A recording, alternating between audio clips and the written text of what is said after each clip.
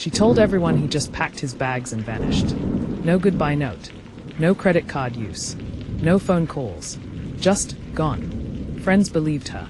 Neighbors were concerned. But inside the walls of their home, something was rotting. This is not just the story of a missing man. It's the story of how a carefully constructed lie crumbled under the weight of a single knock on the wall. Margaret Lane had a reputation in Cedar Hollow.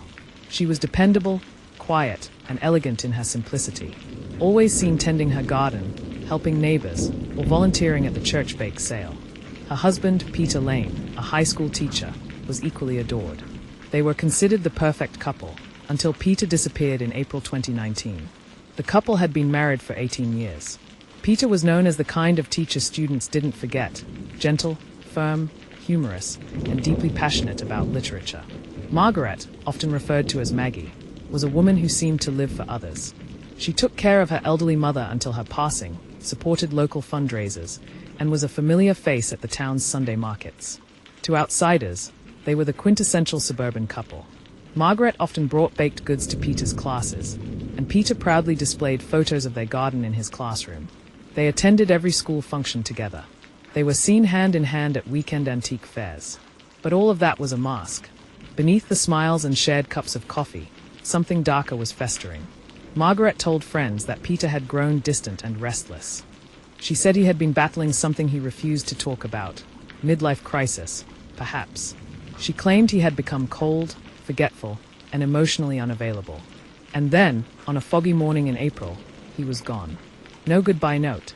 No sign of a struggle. His car was still parked in the driveway. According to Margaret, he had left on foot. She told police that he was wearing a brown coat and carrying a small duffel bag. But no one saw him leave. And no one saw him again. 2 years passed. 2 long, quiet years. Margaret became more withdrawn. She stopped attending church, declined neighborhood dinners, and refused to answer most calls. She claimed she was still grieving. But whispers started. Why hadn't Peter contacted his students? Why had Margaret changed her locks, repainted the house, and stopped mentioning her husband at all? Rumors circled. Some said he had run away with another woman. Others believed he had died by suicide and Margaret was covering it up to save face. Neighbors noticed small but strange things. Delivery trucks that never stayed long, heavy gardening tools being purchased in winter, and the basement lights left on late at night. But no one dared accuse her. She was, after all, still grieving. Then something strange happened. A plumber called to repair a burst pipe in the Lane basement noticed a foul odor. He brushed it off. Old basements often smelled like mildew. But as he worked, he noticed a freshly drywalled section that didn't match the rest of the structure. He tapped on it and found it hollow. He didn't press further but took a photo and mentioned it to his supervisor, who was married to a retired cop. That photo, and that whisper of doubt, reached the Cedar Hollow Police Department. When officers arrived with a warrant, Margaret was calm, composed even. She offered tea. She asked if they needed slippers. But when they opened that wall, what they found made even seasoned detectives sick. Behind the drywall was a shallow cavity. Inside it, wrapped in thick plastic and partially decomposed, were the remains of Peter Lane. His skull was fractured. His face was barely recognizable. The stench was overwhelming. The drywall had been installed professionally. Police found receipts from a local hardware store and a contractor who claimed Margaret said she was building a wine cellar nook. An autopsy would later reveal blunt force trauma to the back of the skull, a broken nose, and 2 fractured ribs. He had likely died instantly or within minutes. There were no defensive wounds, suggesting he was struck from behind. Margaret was arrested on the spot. She offered no resistance. In fact, she said very little. Just one line. I didn't want to be alone. But what she didn't say spoke volumes. Behind that wall lay not just Peter's body, but a marriage that had quietly rotted over years. Interrogations revealed a deeper truth. Peter had been having an affair with a former student, a woman named Claire Mitchell, now in her late 20s. Margaret had discovered it after months of suspicion. She found hotel receipts, emails, and a secret second phone Peter kept in his car. Margaret confronted him, and the argument turned ugly. According to Margaret's later confession, Peter had told her he was planning to leave, file for divorce, sell the house, and move to another state to start a new life with Claire. That night, something in Margaret snapped. She claimed they argued violently. He slapped her. She grabbed a heavy brass candlestick from the mantel, a wedding gift from her aunt, and hit him. Once, twice, 3 times. He collapsed on the basement stairs. She said she cried for hours. But in the end, she made a decision that would haunt the town for years. She would hide his body. She removed the rugs, bleached the stairs. She wrapped his body in layers of garbage bags and plastic sheets, placed air fresheners around the basement, and began constructing the wall the next day. For 2 years, she lived in that house with his corpse in the wall. She lied to friends and family. She maintained her image.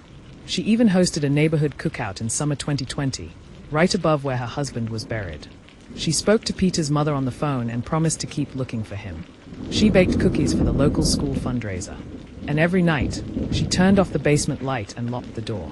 The trial was quick, but not without drama. Margaret's defense team tried to argue manslaughter, a crime of passion, the result of years of emotional abuse and betrayal. They called on psychologists who testified that Margaret suffered from dependent personality disorder and untreated anxiety. They painted her as a woman pushed to the brink. The prosecution, however, painted a different picture. They argued she could have called 911, that she had 2 years to tell the truth.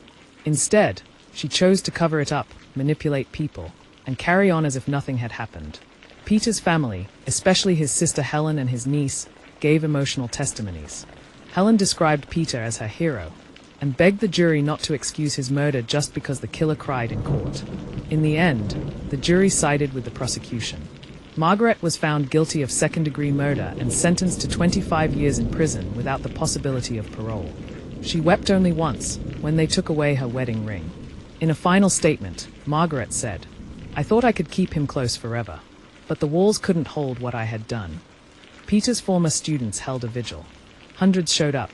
They left flowers, lit candles, and placed books Peter once taught around the school's flagpole. His former classroom was converted into a memorial reading room. The Lane home was eventually seized by the state. It remained empty for a year before being demolished. Locals gathered to watch the teardown. Some cried. Others clapped. No one felt at peace. Neighbors now question how well they know anyone. Some defend Margaret, saying she just snapped. Others call her a sociopath in an apron.